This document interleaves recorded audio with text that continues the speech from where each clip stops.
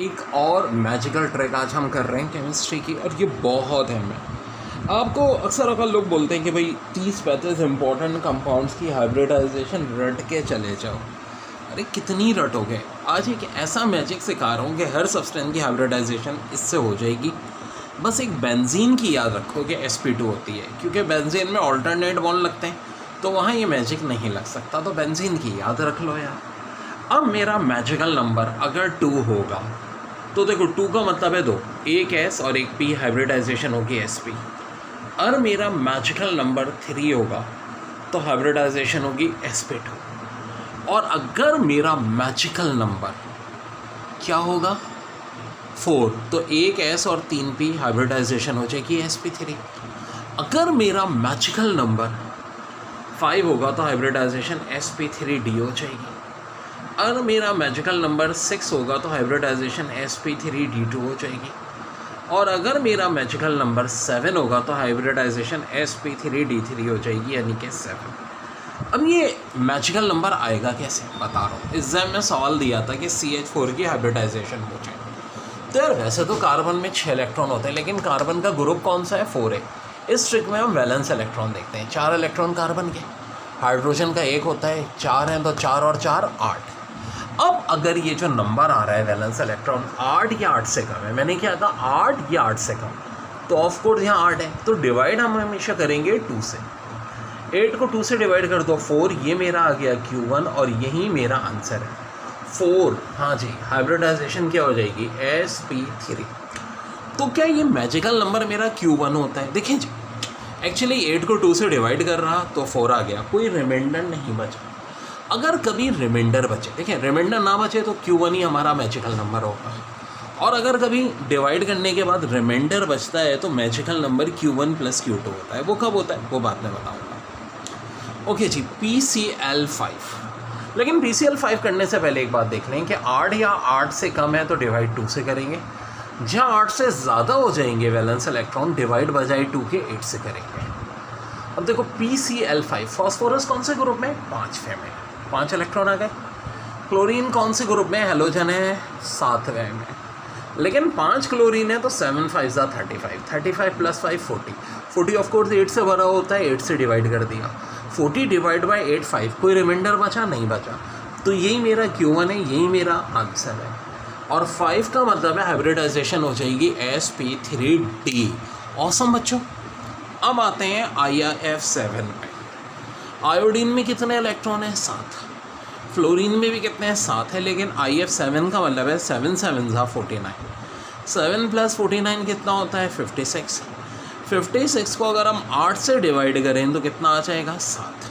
ठीक है जी, 7 है तो हाइब्रिडाइजेशन क्या हो जाएगी sp3d3, और यही आपका आंसर है। रिमाइंडर वाले इसके बाद बता रहा हूँ।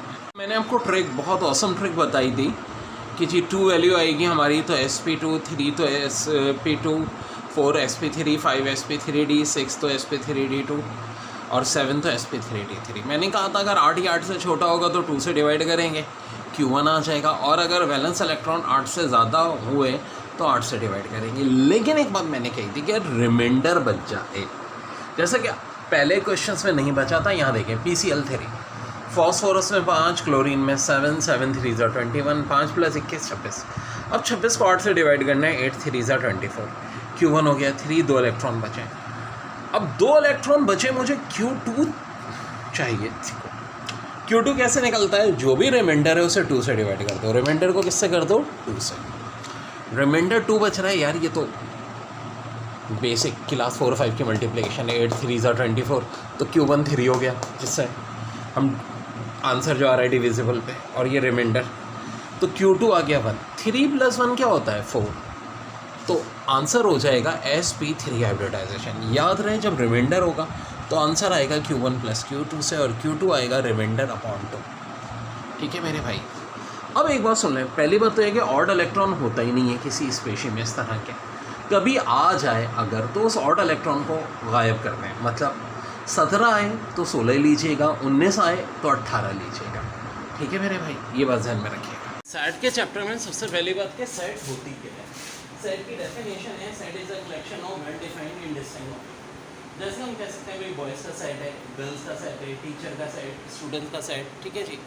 अब दो बड़े अहम निशान हैं, एक यूनियन और एक इंटरसेक्शन। जैसे कि अगर मैं कहूँ कि मेरे पास 15 गर्ल्स और 20 बॉयज़ हैं, 15 और 20 मिलके कितने इंस्ट्रूमेंट बन गए? 35।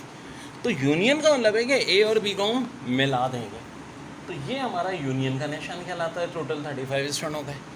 लेकिन इंटरसेक्शन के मीनिंग कुछ बिल्कुल अलग होते हैं। जैसे कि ई कैट की प्रिपरेशन करने वाले मेरे पास 30 बच्चे हैं, बी कैट की प्रिपरेशन करने वाले 20 बच्चे हैं। ए यूनियन बी की डायग्राम कुछ ऐसे बनती है, ठीक है जी, पूरा ए यूनियन बी होगा। लेकिन इंटरसेक्शन बी की डायग्राम में ये पार्ट हमारा आंसर होता है, खाली इतना पार्ट। यानी वो बच्चे जो ई कैट और बी कैट दोनों ले लें, फ़र्ज़ करें 5 बच्चे हैं जो ई कैट भी पढ़ रहे हैं, बी कैट भी पढ़ रहे हैं, तो ये हमारा क्या कहलाएगा? ए इंटरसेक्शन बी, ठीक है। बिल्कुल अभी बेसिक से मैंने स्टार्ट किया है, आहिस्ता सब में देखेंगे भाई कि नेचुरल नंबर्स क्या होते हैं, नेचुरल नंबर का सेट, कॉम्प्लेक्स नंबर का, फिर वेन डायग्राम, बड़ी ख़तरनाक इसमें MCQs हैं बच्चों। एक टॉपिक होता है फॉर्मल चार्ज, और फॉर्मल चार्ज निकालने की बड़ी ज़बरदस्त शॉर्ट ट्रिक भी है। ये क्या होती है? Valence bond minus lone pair minus half shared. अब ये क्या चक्कर है? ये बात की बात है। फ़र्ज़ करो ओजोन का कोई फॉर्मल चार्ज बनाने को क्या है, तो अब ओजोन में भाई सारे ऑक्सीजन ही है, एक ऑक्सीजन को मैं सेंट्रल एटम मान लूँगा। अब इसमें टोटल इलेक्ट्रॉन कितने होने चाहिए? देखो, ऑक्सीजन के आउटर मोस्ट शेल में 6 इलेक्ट्रॉन होते हैं और 3 ऑक्सीजन है, तो 6 से 18 होते हैं, ठीक है भाई। बहुत सारी ये ट्रिक्स हैं इस केमिकल बॉन्डिंग के चैप्टर में भी, बड़े मज़े की, जिनमें से कुछ ये भी हैं।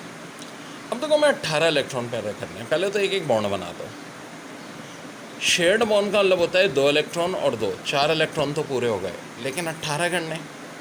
तो अब देखो, पहले हमेशा कोने वालों को भरते हैं, सेंट्रल को सबसे आखिर में भरते हैं। भाई ऐसे कर सकते हैं ना 8 पूरे करने के लिए ऑक्टेट। अब काउंट करो, तो ये 6 और 6 12 14 16, 2 मैंने यहाँ लगा दिए, लेकिन बात नहीं बन रही, क्योंकि देखो इसका ऑक्टेट कंप्लीट नहीं हो रहा, 18 इलेक्ट्रॉन पूरे हो गए। लेकिन पहले हमेशा ही तरीका करो, इसका मतलब है कि हमें इसके भी 8 पूरे होने चाहिए। तो पता है क्या करेंगे? यहाँ का एक लोन पेयर कम करेंगे, यहाँ का हम क्या बना देंगे? Shared pair. अब और से देखो, 2 और 2 4 और 4 8। शेयर्ड पेयर का मतलब होता है 2 इलेक्ट्रॉन, 2 4 6 2 8। यहाँ देखो 2 और 4 और सबके 8 पूरे हो रहे हैं। क्या टोटल 18 हो रहे हैं? या नहीं, 6 और 4 10 और 12 और 3 ये शेड वाले 18 भी हो रहे हैं। ज़बरदस्त।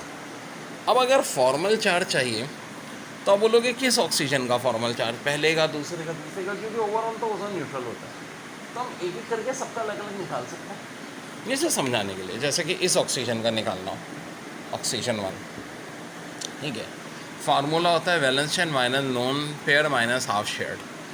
तो वैलेंस तो ऑक्सीजन में 6 होते हैं, लोन पेयर साफ दिख रहे 6 हैं, ठीक है, और माइनस हाफ शेयर्ड पेयर के। शेयर्ड पेयर, एक शेयर्ड पेयर का मतलब है 2 इलेक्ट्रॉन, तो 6 माइनस 6 तो कट गए, 2/2, यानी इसका आंसर -1 आना चाहिए। ये सेकंड ऑक्सीजन के निकालने हैं, O2 के। हम बहुत इस पर क्वेश्चन करेंगे, बड़ा मज़ा आएगा इसमें आपको इंशाल्लाह।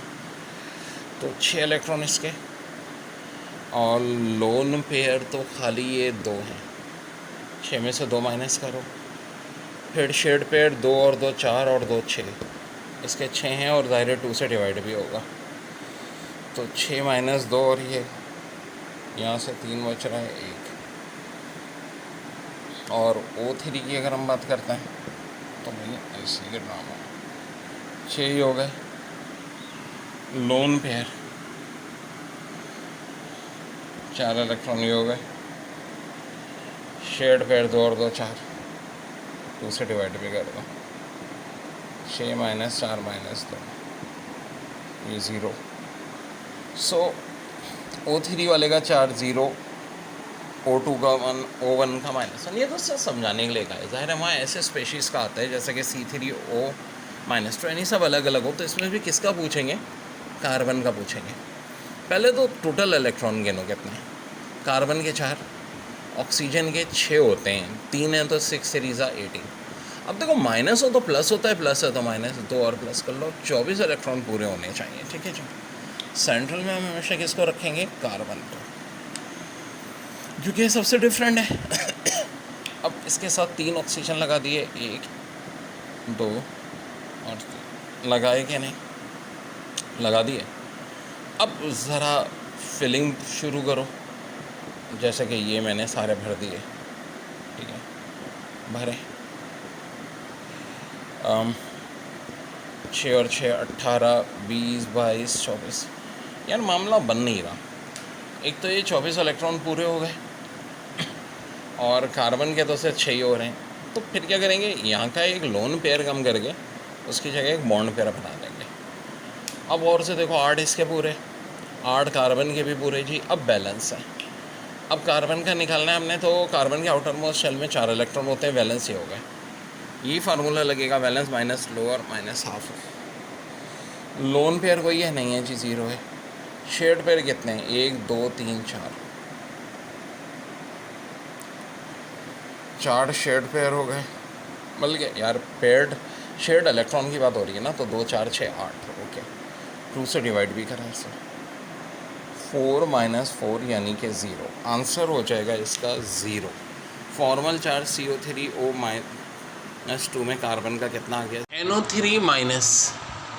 इसकी हाइब्रिडाइजेशन निकालनी है। नाइट्रोजन की 5, ऑक्सीजन की वैसे तो 6 होती है, 3 है तो 6 सीरीज़ा 18 हो जाएगी, एक माइनस की 5 + 18 + 1 24। अब देखो जहाँ वैल्यू 8 से बड़ी होती है हम क्या करते हैं? 8 से डिवाइड करते हैं। 24 को 8 से डिवाइड कर दिया, 3Q1। मैंने क्या कहा था? अगर रिमाइंडर कुछ नहीं बच रहा है, बच रहा है नहीं बच रहा, 24 8 से पूरा डिवाइड हो रहा है, Q1 3 आ गया, तो यही हमारा आंसर हो जाएगा। ठीक है जी। 3 का मतलब है sp2 हाइब्रिडाइजेशन, और बड़ी ऑसम ट्रिक है। NO2-1 की हाइब्रिडाइजेशन निकालने को अच्छा है। नाइट्रोजन ग्रुप 5 में होता है जनाब, एक इलेक्ट्रॉन। अच्छा याद रहे, अगर माइनस है तो हम इसको रखेंगे, प्लस है तो उल्टा एंड में कम कर देंगे। ठीक है। अब ऑक्सीजन की ज़ाहिर है आउटर मोस्ट ग्रुप 6 का मेंबर है, और 2 हैं तो 6 2 12। एडअप करो, ये आ रहा है 18। अब 18 8 से डिवाइड नहीं होता, क्योंकि 8 2 तो 16 होता है। मैंने क्या कहा? 8 2 किससे डिविजिबल है? 2 से, तो Q1 तो 2 हो जाएगा। अब 18 - 16 रिमाइंडर 2 है। रिमाइंडर को हमेशा हम क्या करते हैं? 2 से डिवाइड कर लेते हैं, 2/2 1 आ जाएगा, तो Q1 + Q2, ये बल्कि Q2 होगा। ठीक है। 2 + 1 कितना होता है? 3। Q1 + Q2 मेरा आ जाएगा 3 बच्चों। एक बड़ा हाई फ्रीक्वेंसी क्वेश्चन पेपर में बार बार रिपीट हुआ है। Solution of H2SO4 contain 80% by weight H2SO4। Specific gravity of this solution is 1.71। Normality पूछिए, तो बेटा बहुत सारी ट्रिक है मेरे पास। एक होती है density equal to mass upon volume, या volume equal to mass upon density. तो देखो भाई 1.71, चूँकि परसेंट की बात हो रही है, हम 100/1.71 करेंगे, और विदाउट डेसिमल वैल्यू चाहिए तो ऊपर नीचे 100 से मल्टीप्लाई कर दो। नॉर्मेलिटी का एक शॉर्टकट फार्मूला है, basicity multiply by percent into 100 divide by volume into molecular weight.